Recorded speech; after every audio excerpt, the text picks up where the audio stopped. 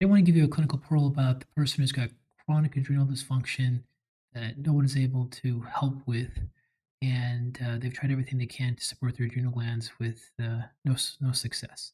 Typically, these people also have very low blood pressure. They tend to be low hypoglycemic, and they just can't respond to protocols like other people, whether it's taking high amounts of B vitamins and adrenal glandulars or, taking phosphatidylserine, taking lots of different minerals, taking high amounts of pantothenic acid, trying to stabilize their blood sugar levels. They just continue to not respond or even get worse.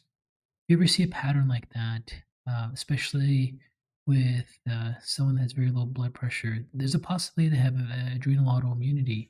I remember in the world of autoimmune diseases, adrenal autoimmunity is Addison's disease, and the way that's diagnosed is someone has to have pretty much adrenal failure. They have to lose over 60, 70% of their adrenal glands from an autoimmune destructive process before they just don't make enough cortisol to show up on lab tests for being abnormal. But there's people who lose 20%, 30%, 30%, 10% of the adrenal glands, and they have chronic symptoms and they just can't get their adrenal glands fixed. So if you ever see that type of clinical presentation, just order adrenal antibodies. There's adrenal cortex antibodies that can be useful, but the best marker is 21 hydroxylase antibodies.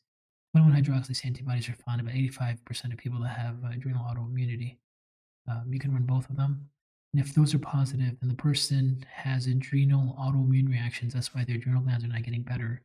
Clinical approach is obviously to work on the autoimmune disease and then to really monitor them to see if they get to the point where they may actually need some cortisol, cortisone replacement function throughout the day.